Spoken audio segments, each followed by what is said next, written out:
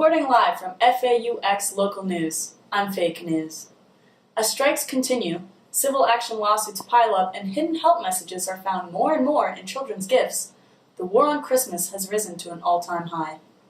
Meanwhile, in areas outside the North Pole, the local public is perplexed. How could Christmas be a source of so much pain and heartbreak? Should parents put out milk and cookies for Santa? And might other holidays take the place of Christmas? Two outspoken white dudes volunteered to answer some of those questions.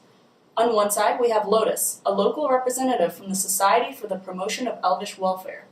On the other side of the debate, we have Trad Bradderson, local man who once led his college Republican club. Lotus, could you describe what the causes are of this uprising? Faye, if you want to know what this struggle is about, this is classic patriarchal, consumer-based oppression, okay? Santa Claus, the man, is putting his shiny black boot right on the throats of these elves. These elves have families, they have rights, and they shouldn't have to work in a sweatshop just to make a living, okay? This is 100% on the establishment and on the patriarchy, okay?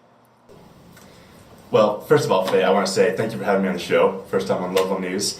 Kappa Sigma, what's up? I gotta say, I totally disagree with Lotus on this one. I don't think that this uprising is a big issue. Lotus and all of his friends, or whatever you want to call them, they have an inability to tell truth. The issues that are actually going on are a lack of moral fiber in our country. No. A lack of traditionalism. That's where you're wrong. What happened to the cheer? What happened to all the joy and the Christmas spirit? The spirit of Christmas.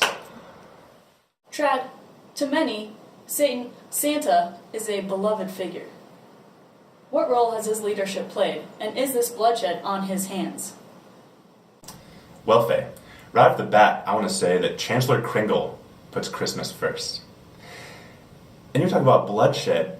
Why are we talking about bloodshed? Why don't we talk about the tears that are being shed by children on Christmas morning when there aren't gifts under the tree?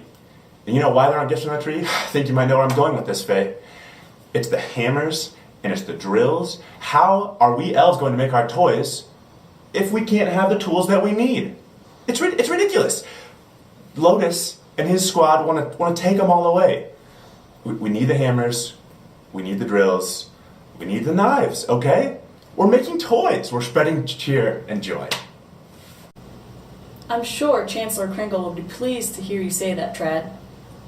Lotus, what do the elves think about this? You're asking me, is this Santa's fault? Absolutely, 100%. Grand Chancellor Kringle has fashioned himself emperor. He has refused to pay these elves a living wage. He has denied them access to health care. And, enough is enough. No one wants to grow up to work in a sweatshop their entire life. I'm with the elves on this. Justice will not be served until Santa is sentenced and tried for his war crimes. I'm sorry. Are we really going to? Okay, guys. Let's stay off the naughty list. Trad, is peace possible? How do we get there? Well, yeah, Faye, I do think peace is possible. And I think there are a few steps we could take to get there. First of all, political correctness.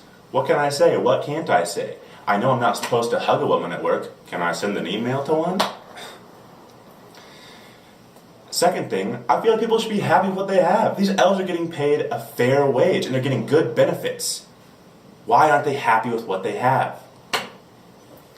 And finally, I think we could do with a little bit more Christmas cheer, I think if we could have Christmas cheer every day, that would be the North Pole I'd want to live in. Well, folks, while it is cold up here in the North Pole, this debate is still fiery hot. Next, we have Christine reporting to us on sports. Thanks, Faye. This just in. Denver-based Ultimate Team, Brunchkins, has been slapped with a health citation from the FDA due to poisoning several members of last year's team with raw hash teenies. After taking home 3 gold medals and effectively heckling Dylan Freechild into a turnover, veterans of the disbanded team are rebranding to form the War on Christmas. While their ultimate skills aren't club level, their spirit is on point. I think everyone in Redmond is looking forward to seeing what this team has to offer. From Denver, Colorado, I'm Christine Teenkris, FAUX Sports News. Thank you for tuning in. This is Fake News on Channel 69, FAUX.